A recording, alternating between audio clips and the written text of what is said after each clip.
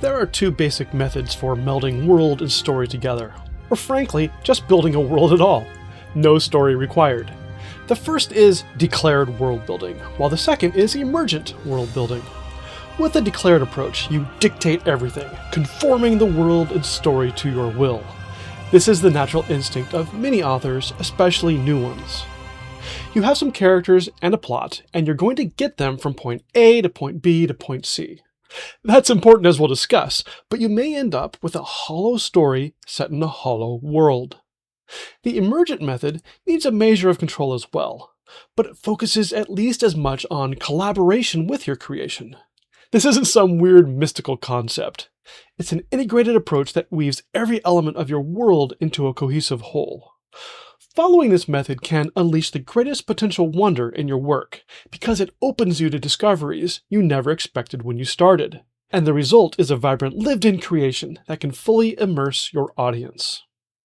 Hi, my name is Jonathan Oldenburg, author of the fantasy epic Tears from Iron. I've been writing and world building for over 25 years now, and this channel is devoted to unveiling tips and tricks and techniques I've learned along the way to help you hone your craft. As we start out, just a couple of quick notes. First, this topic has nothing to do with authors who outline versus authors who write by the seat of their pants. It doesn't even require a story at all, as we'll see in a little bit. Emergent storytelling and world building are viable options, indeed I would say the best option, whether you lay things out ahead of time or begin your project without a concrete plan.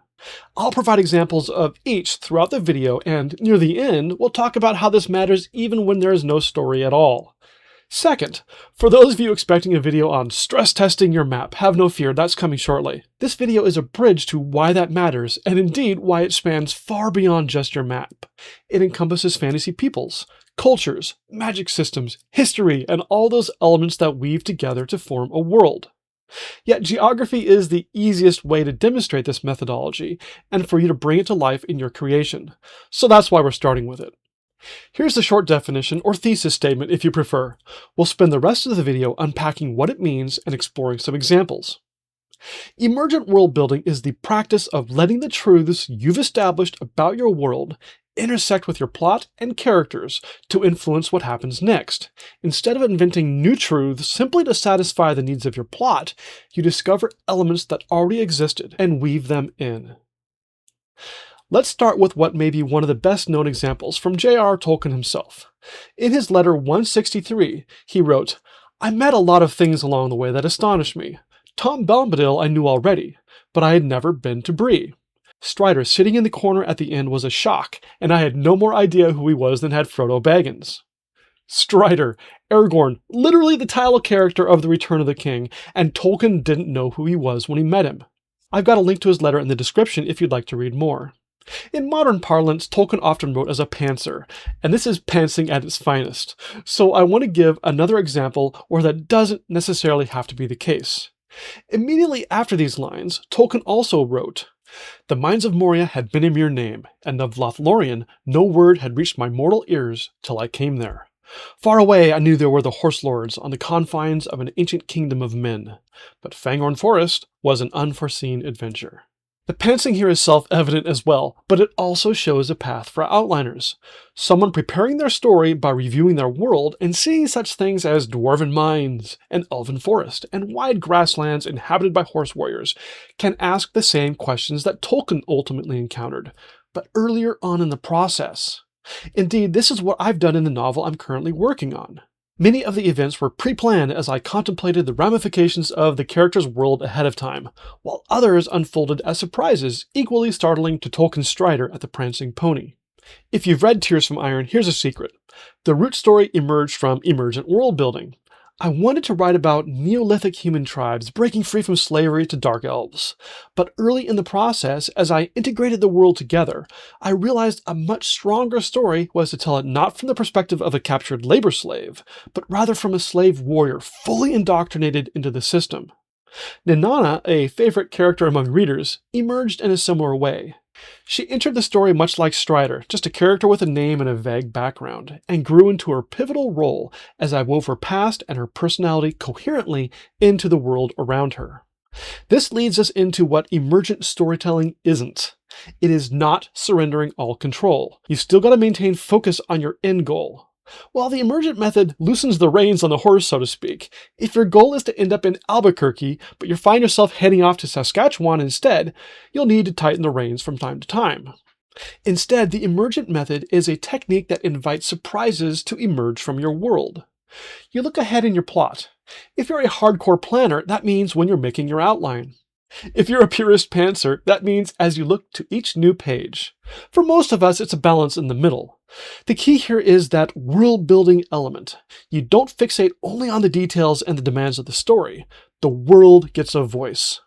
Not just on what must happen, but what could or should happen based on all the truths you've already established about your world.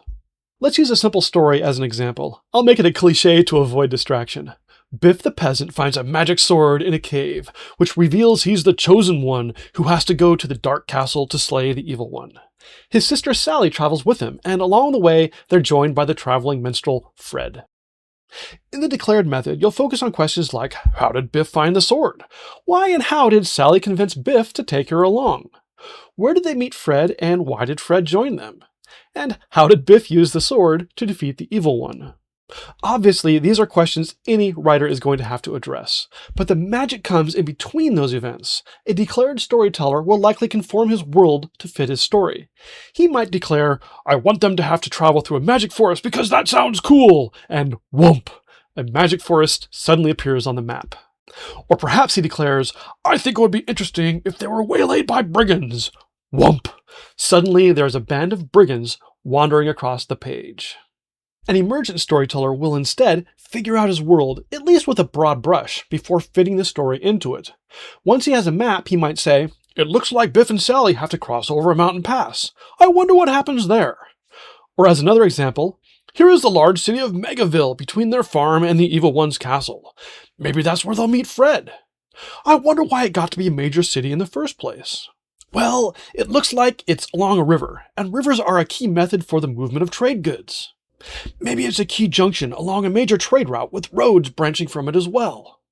That means it'll have a bustling market and ambitious merchants. That means the leadership structure of the city will likely be as heavily influenced by the merchant class as opposed to, say, an agrarian aristocracy or craft guilds. That means Fred probably traveled up one of the trade routes and is perhaps performing for merchant guards off duty in an inn. All of a sudden, Megaville isn't just a hollow city serving no purpose except the meeting point for Fred. It now is a location with a life and a history of its own that can add to subplots, themes, and characterization. Fred isn't just some guy with a harp, he now has a backstory too. Why was he traveling up the trade route? Is he fleeing something or heading somewhere or both? Why did he stop in Megaville?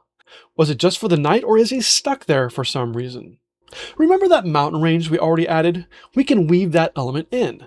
Perhaps Fred wants to get across it but needs a guide, and he's waiting in Megaville until he finds one.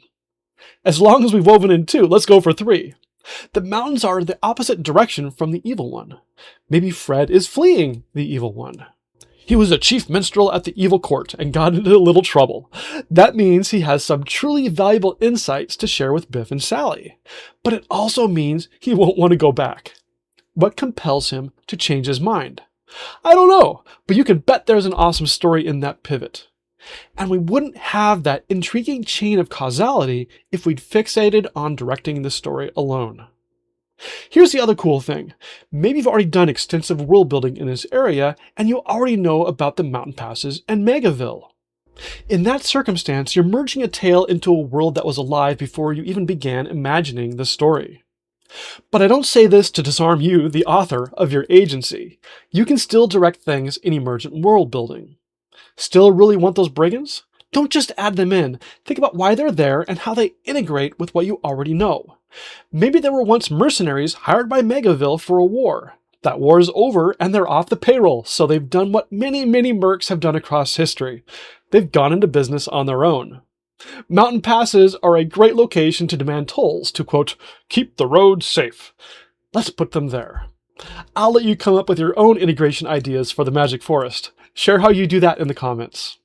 So far, I've only talked about Travelogues because, frankly, that's the low-hanging fruit. But let's can Biff, the magic sword, and the evil one. Instead, we've got a story about a street urchin who grows up in the mean alleys of Megaville and rises up to a position of authority. Political, military, underworld, whatever. All those questions we've already asked about Megaville matter even more now. Let's add some others, such as, what is the religion or religions of Megaville? What kinds of people come and go along the trade routes? What is the climate like? What kinds of food do they eat and why? And don't forget to cast a wider net by looking at Megaville's relationship with its neighbors, allies and rivals and so on, including whoever they were fighting that prompted them to hire the mercs turned brigands in the first place. Here's the important thing. All of these questions, and any additional questions you might add, interrelate and inform each other. As you answer one, you begin to answer the rest, even if you don't realize it. Let's start with number 3, climate. The city could be in a temperate forested zone, or it could be in a desert. I'll pick desert. So what's the river like? Is it similar to the Nile that floods predictably every year? Or is it more erratic like the Euphrates, where the annual floods might come tomorrow or in 2 months and be super high or little more than an extra dribble? The answer to that question may inform religion. The ancient Egyptians saw their river deities as benevolent and life-giving. The ancient Sumerians saw their river deities as capricious and temperamental. Each of these steps could happen in any number of ways, and that's where your creativity as a world builder comes in. After all, 2 people encountering a bear in the forest may respond quite differently. So long as the response is plausible, you're good. But once you've established the response, you've added a new data point in your world that every follow-on question incorporates. This isn't authorial declaration, or authorial fiat, to use the common term, but rather the nurturing of internal coherence. This method doesn't actually need a story. It works for any end goal. Here's the secret sauce. It isn't just about making the world richer. It's about making individuals inhabiting that world more complex. It's about making the villages, cities, and realms more compelling and alive. All you need is a world that you want to bring to life. Maybe you'll put it into a story later. That's what I did. But even if you never do, you can still embrace this process. Rather than dictating you want this and that for your world, you also look at the world and listen to the possibilities it offers. Our world emerged organically, and yours can too. The impact of geography and climate cannot be overstated. Cities form on sheltered harbors and rivers, or at inland crossroads. People interact more frequently across terrain that is open, rather than across barriers, whether that be the seas, mountains, or even dense forests. Cultural mores and religion impact attitudes about self and others. Technological changes can cause some groups to leap ahead or others to fall behind, altering the status quo of regions or even the entire world. There are reasons why Athens became the first democracy, while Egypt had a long line of divine pharaohs. There are reasons why the New World hadn't entered the Iron Age before seafaring improvements of the Old World brought the whole world together. There are reasons why the Mongols swept across the Middle East and deep into Europe, just as there are reasons why Rome fielded disciplined legions against Celtic and Germanic warbands. Each of these came from the intersection of geography, climate, culture, religion, along with many other influences that combined again and again with each other until there emerged Alexander the Great, St. Augustine of Hippo, Tokugawa Ieyasu, and Rosa Parks. Perhaps you've been world building for some time now, investing a lot of time and passion into your work, but you've always used the declared approach. Is it too late? No. Most of us probably start that way. If you've got declared elements to your world, or an entirely declared world, you can still weave it all together. Remember the encountered bear analogy? Every circumstance could lead down multiple paths, and you can use this to integrate and tinker with what already exists.